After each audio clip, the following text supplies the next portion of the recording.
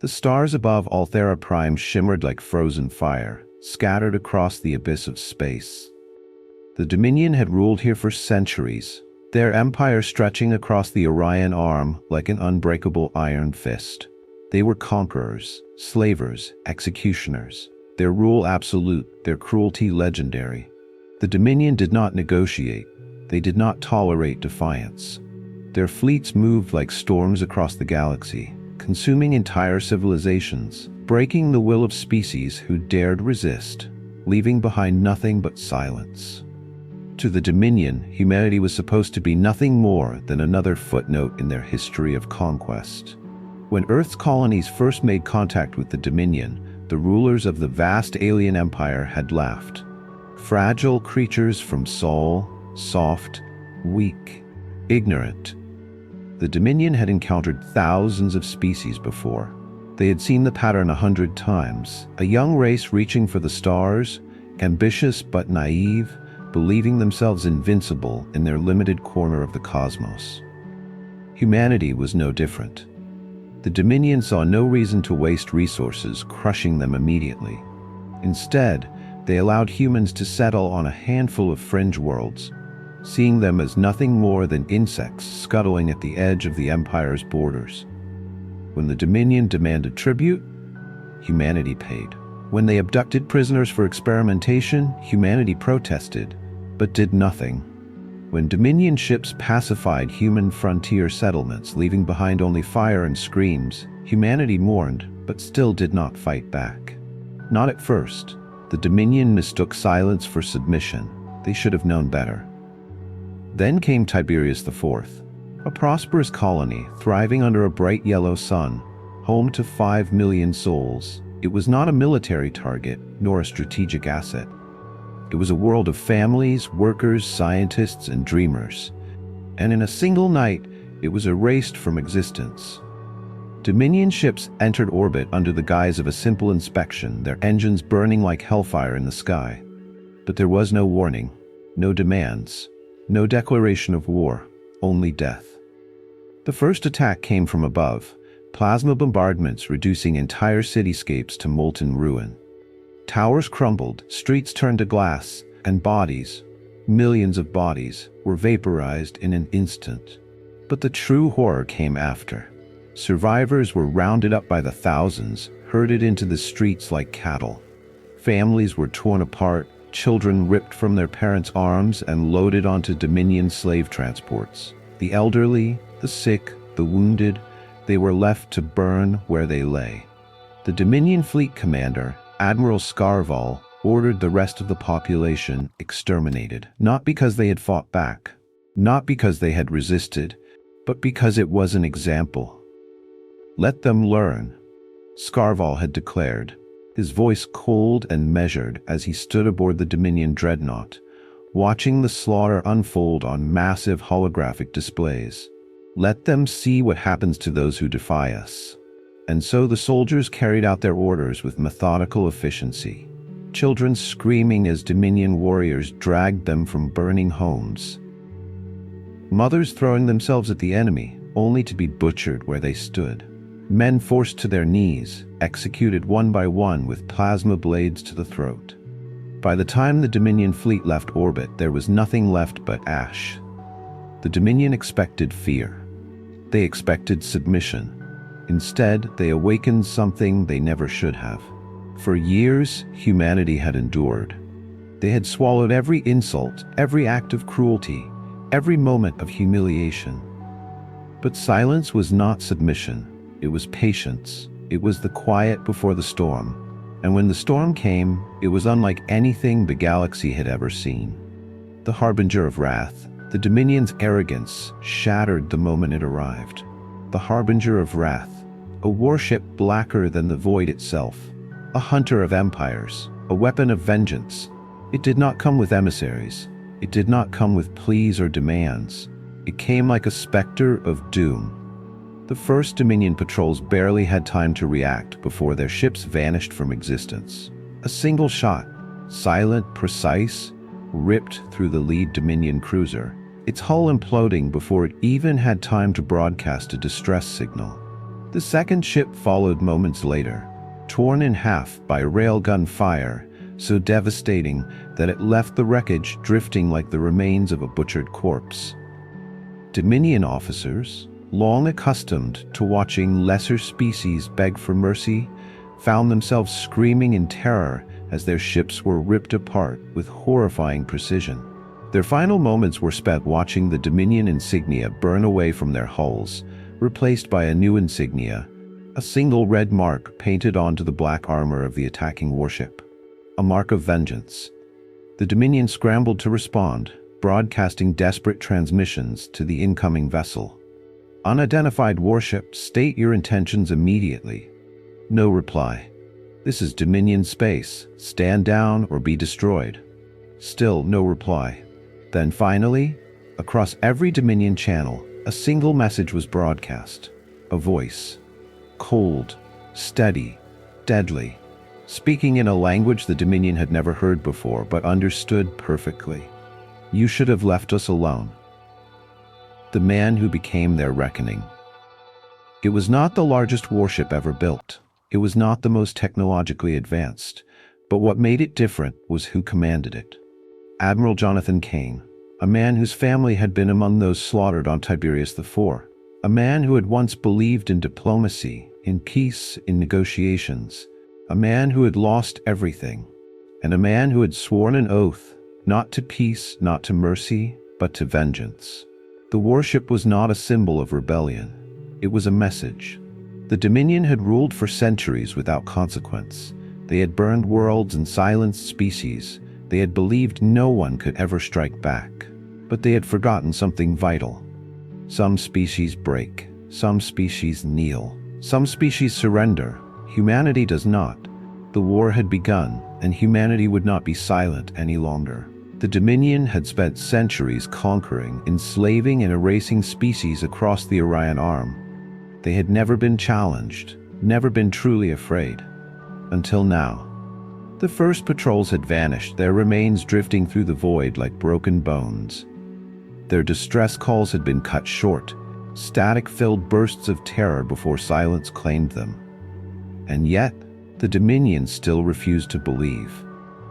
The High Command, secure in the heart of their empire, dismissed the reports as anomalies. A rogue warship? A small group of insurgents? It was impossible for humanity to pose a real threat. It was a mistake they would not live long enough to regret. The fleet that would end the war. In the heart of Dominion-controlled space, a fleet gathered, a true armada forged from 1,000 years of conquest. 20 warships, cruisers, destroyers, carriers bristling with fighter squadrons. At the helm of this fleet was Admiral Rael Zorth, a veteran of 100 campaigns. He had razed entire planets, crushed rebellions before they even began. He was the enforcer of Dominion will, and he would bring swift, brutal justice to the upstart humans. He sat in his command throne aboard the DSV Infernus, the largest battleship in the sector, watching the holographic projections of his fleet forming into tight combat formations. They had tracked the Harbinger of Wrath to a system on the fringes of Dominion space, a system with no habitable planets, no colonies, no stations, an empty graveyard of drifting asteroids and silent stars. It was perfect. There would be no witnesses. Zorth's clawed fingers tapped against his armrest as he opened a wideband transmission, his voice booming across the comm channels. Human vessel. This is Admiral Rael Zorth of the Dominion Armada. You are outnumbered, outgunned. There is no escape. Surrender now, and perhaps we will find mercy for your species. For a moment there was only silence. Then the reply came, spoken in a voice so calm, so cold, it sent a ripple of unease through the bridge. Mercy? A pause. There will be none of that today. And then the trap was sprung. The death that came from the dark. From the shadows of the asteroid field, 5 more human warships emerged. Their hulls were blacker than space itself, cloaked in stolen Dominion stealth technology. They had been waiting, watching, silent as death. The Dominion fleet had not just stumbled into a battle, they had walked into an ambush. The Harbinger of Wrath led the charge, Railguns roared to life, spitting slugs at near-relativistic speeds.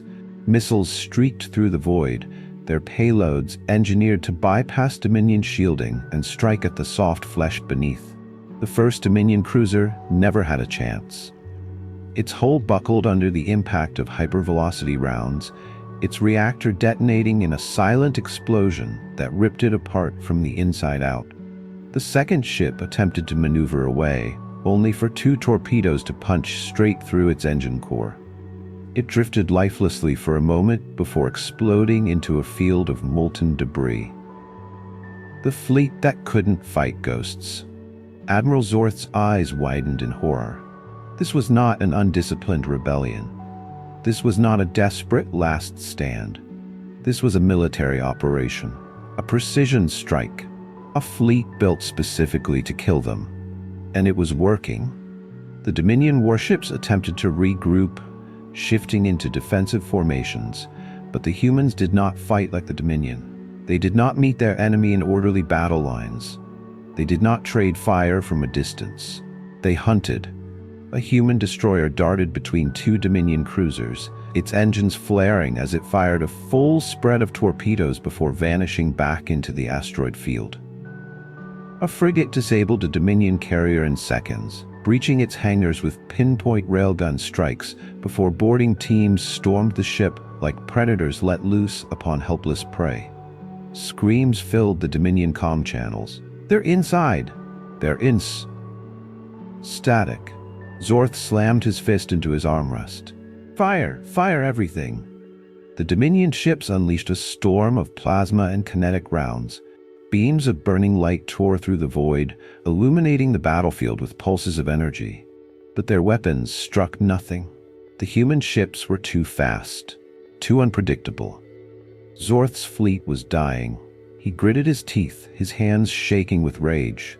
No, this was not how it was supposed to happen. And then, the Harbinger of Wrath jumped directly behind him. The fall of an admiral. The bridge of the Infernus erupted in chaos. The human warship is behind us. Shields failing. They're targeting the reactor core. "Admiral, we have to evac." And then Cain's voice crackled through the comms. "You never should have touched Tiberius IV." Zorth turned, his mouth opening to snarl a final defiance. And then the Dominion flagship exploded. A direct hit from the Harbinger's main cannons. A rupture in the core. The Infernus went up like a dying sun, its wreckage scattering across the battlefield. The rest of the Dominion fleet broke. Some ships tried to flee, some tried to fight. It didn't matter. They all died. The battle lasted 20 minutes. 20 Dominion warships reduced to burning wreckage. And when the last Dominion distress signal faded into static, humanity's message was clear. We are not afraid of you. We are not running, and we will never stop. The war had only just begun. The destruction of the Dominion fleet sent shockwaves through the Empire. For the first time in centuries, the Dominion armada had been utterly annihilated, not by another great empire, not by an alliance of species, by humans. The High Command convened in a crisis meeting. Holograms flickered to life, displaying the grim faces of admirals, governors, intelligence officers.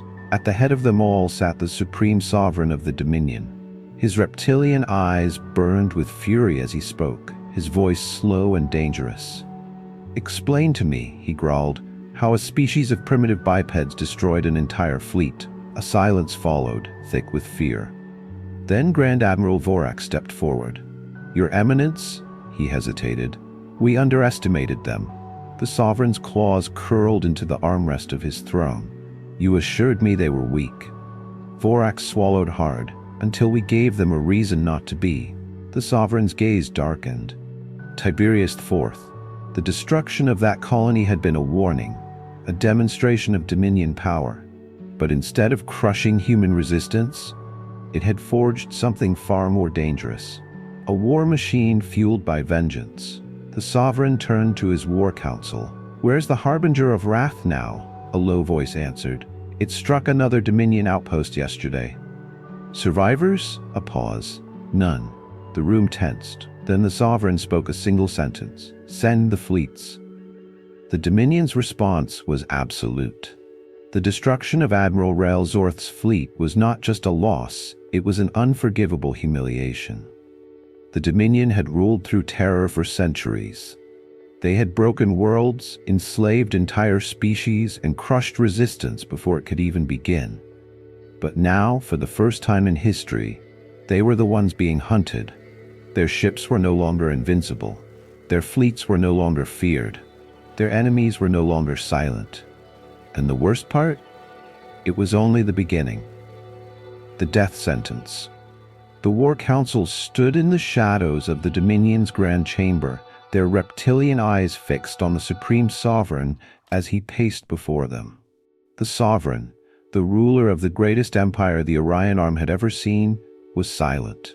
His claws curled against the golden armrest of his throne, his tail flicking against the polished floor. The Dominion had never lost like this before. The massacre at Tiberius IV had been meant to break humanity's spirit. Instead, it had forged a weapon with a name, Admiral Jonathan Cain. His warship, the Harbinger of Wrath, had torn through Dominion space like a wildfire. Patrols gone, outposts destroyed, warships slaughtered with horrifying precision. The humans weren't just fighting back. They were winning, and that was unacceptable. The Supreme Sovereign exhaled slowly, his voice deep and final. This Cain must be exterminated. Grand Admiral Vorak stepped forward. Your Eminence, we have already dispatched the 7th Fleet. The Sovereign's eyes narrowed, and they were slaughtered like cattle. Vorak clenched his jaw but said nothing. The Sovereign was right. This was no ordinary rebellion. This was a species fighting for its survival. A species that had tasted blood and would never stop. The Dominion had underestimated them once. It would not happen again. The Sovereign turned to his War Council. His voice was like steel. Prepare the full might of the Dominion Armada. If the humans want war, a pause, a flicker of something cold and hungry in his gaze, then we will drown their worlds in fire. The battle for Carthage the Seventh. Carthage the Seventh was a small colony on the fringes of Dominion-controlled space. It was not an industrial hub. It was not a military stronghold. It had no grand fleets. It was just another human world. And to the Dominion, that was enough. The invasion fleet arrived with the force of an extinction event. Hundreds of capital ships, thousands of fighters, a vast storm of warships that blotted out the stars as they surged toward the planet. The Dominion's orders were simple. No survivors. Admiral Darok Thren, commander of the planetary bombardment fleet, stood aboard his dreadnought, his scaled fingers flexing as he turned toward his weapons officer. Begin planetary bombardment. The order had barely left his lips when the alarms screamed across the bridge. A new fleet had arrived, a fleet unlike anything the Dominion had ever faced. Humanity's true response. The Dominion had expected one warship. They had expected one admiral, but Cain was not alone. He had never been alone. From the void, the human armada emerged, not the remnants of a broken species, not a desperate last stand. A fleet. Battlecruisers painted in the black of vengeance, destroyers forged from stolen Dominion technology, fighters that moved like blades in the dark. This was not a rebellion. This was an execution. The Harbinger of Wrath led the charge. Dominion ships adjusted their formations, their commanders barking desperate orders. But it was already too late. The slaughter that followed. The battle did not unfold as the Dominion expected. They had been taught that wars were won through overwhelming power, through fire and terror and brute force. But humans did not fight like the Dominion. They fought dirty. Human ships did not engage in slow, methodical combat. They hunted. A Dominion cruiser turned to engage, only for a human destroyer to jump directly inside its formation and unleash a full spread of torpedoes at point-blank range. The cruiser vanished in a fireball. Another Dominion warship opened fire on the Harbinger, only for a second human ship to slam into its hull from above, boarding teams cutting through its corridors like wild animals set loose inside a slaughterhouse. Dominion officers screamed as human soldiers breached their ships. These weren't just warriors. These were the survivors of Tiberius IV. They did not fight for honor. They did not fight for conquest. They fought for vengeance, and vengeance was merciless. The death of an admiral. Admiral Thren's face was frozen in shock. How? How had the humans built this fleet? How had they created weapons that could bypass Dominion defenses? The answer came too late. The Harbinger of Wrath jumped directly behind his flagship. Thren's officers shouted in terror. Weapons fired, missiles streaked through the void. None of it mattered. Cain's voice echoed through the Dominion bridge. You came here to burn a world. Now it's your turn. The Harbinger's cannons roared. The Dominion flagship exploded in a blinding burst of fire and shattered metal. And with it, the first great victory of the war was won. The true cost of their mistake. The Dominion had lost. The survivors fled in terror, their warships reduced to burning wreckage. On Carthage VII, the human colonists looked to the sky and saw the remains of the fleet that had come to destroy them. And aboard the Harbinger of Wrath, Cain stood on the bridge, staring at the battlefield. Commander Ava Sinclair stepped forward. High Command is ready for the next strike, sir. Cain nodded slowly. His voice was calm. Good. A pause. Then let's show the Dominion the true cost of their mistakes. The stars around them burned as the Harbinger of Wrath made its next jump. The war had only just begun, and humanity was far from finished. The war had raged across the Orion Arm like an unrelenting firestorm. The Dominion, once the undisputed rulers of the stars, had been driven to desperation. Their fleets were shattered. Their warlords were dead. Their empire, which had enslaved entire species and ruled through terror for 1,000 years, was now bleeding out in the cold void. And at the center of it all stood Admiral Jonathan Cain. His fleet, once a handful of hidden warships forged in the shadows, had grown into an unstoppable armada. With every battle, more Dominion ships were destroyed. With every strike, more occupied worlds rose in rebellion. With every victory, the galaxy saw the truth. The Dominion was not invincible. The Dominion was not eternal. The Dominion was dying. And now, humanity was coming for their homeworld. The invasion of Dominion Prime, the capital of the Empire, had never been breached. It was a world of towering citadels and impenetrable fortresses, protected by vast planetary shields and defended by fleets larger than entire civilizations. For centuries, it had been the center of galactic power. For centuries, it had been untouchable. But Cain wasn't just planning to attack it. He was planning to burn it to the ground. Inside the War Council chamber of the Harbinger of Wrath, Cain stood before a holographic projection of Dominion Prime.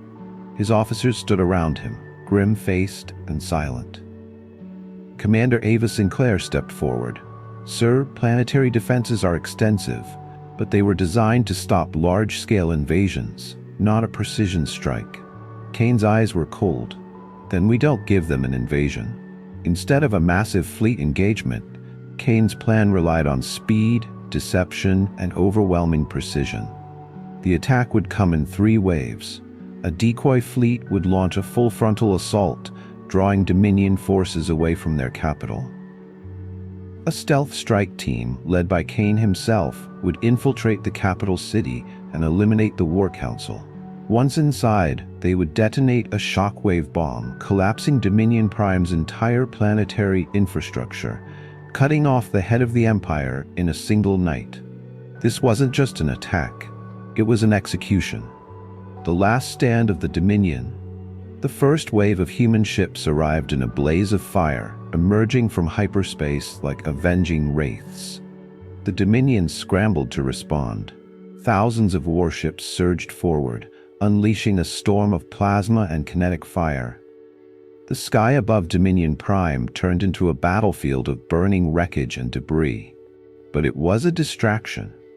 While the Dominion focused on the decoy fleet, the Harbinger of Wrath and its elite strike force slipped past their defenses.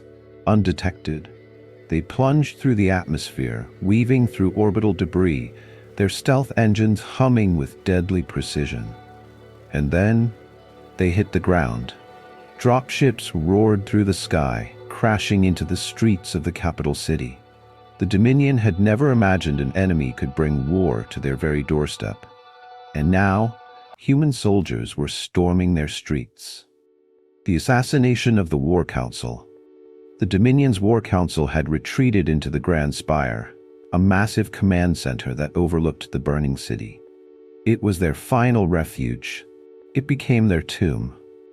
Cain and his strike team moved through the corridors with ruthless efficiency, their weapons cutting down Dominion guards with brutal precision. Explosions rocked the city outside, the air filled with the screams of Dominion civilians who had once believed themselves untouchable. Cain reached the council chamber, his pulse rifle still smoking. Inside, the highest rulers of the Dominion stood frozen in fear. The Supreme Sovereign, once the most powerful being in the Empire, backed away, his reptilian eyes wide with horror. Cain stepped forward, his armor slick with blood, his voice a whisper of death. "You should have left us alone." And then he pulled the trigger. The shot echoed across the chamber. The Supreme Sovereign fell, and with him the Dominion died. The fire that consumed a civilization. With their leaders dead and their capital in flames, the Dominion's forces collapsed across the galaxy. Enslaved worlds rose in rebellion. Dominion fleets surrendered or were hunted down. The Empire, which had ruled with an iron grip for centuries, was now nothing but ashes. And at the center of it all, standing amidst the burning ruins of their capital, Admiral Cain looked up at the smoke-filled sky and knew humanity had won. But victory did not mean peace. The Dominion was dead, but power abhors a vacuum. For centuries, entire systems had lived under the Dominion's rule. Their economies, their trade, their entire existence had been built on the Empire's vast network. Now that network was gone, and the cracks began to form. Human factions turned on each other, arguing over what should come next. The Terran Republic wanted to rebuild the galaxy under a new alliance. The Iron Suns, a faction of warlords and bitter survivors, wanted to conquer what the Dominion had left behind. The isolationists wanted humanity to withdraw entirely, leaving the rest of the galaxy to rot. And in the middle of it all stood Jonathan Cain. The man who had won the war. The man who had the blood of billions on his hands. The man everyone wanted on their side. Cain's fleet was stationed over Carthage 7, where the human factions had gathered for peace talks. They had chosen him to mediate, but the talks never had a chance. The assassination that broke humanity. During the final meeting of the peace negotiations, a hidden explosive detonated. The blast killed dozens, including key leaders of the Terran Republic. The Iron Suns escaped unharmed, and just like that, civil war erupted. The Republic blamed the Iron Suns. The Iron Suns denied involvement, but immediately began seizing control of former Dominion space. Cain barely escaped the explosion with his life. His warship, once the sword that had brought the Dominion to its knees, was now caught between two sides of a new war. His officers stood before him, waiting for orders. Some wanted him to fight for unity and peace. Others urged him to side with the warlords and conquer the stars. Cain said nothing. He had fought one war. He had killed for vengeance. He had destroyed an empire. And now the people he fought for were turning on each other. Commander Sinclair stepped forward. "What do we do, Admiral?" Cain looked out at the stars. He knew one thing for certain. He was done fighting for other people. The Dominion had burned because of what they did to humanity. If humanity wanted to burn itself down, they would do it without him. Cain turned to his officers. "We're leaving." And with that, the Harbinger of Wrath vanished into the void. But the galaxy had one last nightmare waiting for years. No one heard from Cain. No distress signals, no sightings, no transmissions. It was as if he had vanished. But something far worse was awakening. At the edge of known space, deep in the Nix expanse, something stirred. A fleet of alien warships. Not Dominion, not human. Something older, something stronger, something that left no survivors. And when they came, the galaxy would burn. Only one man had seen them coming, and humanity's only chance of survival was aboard the Harbinger of Wrath.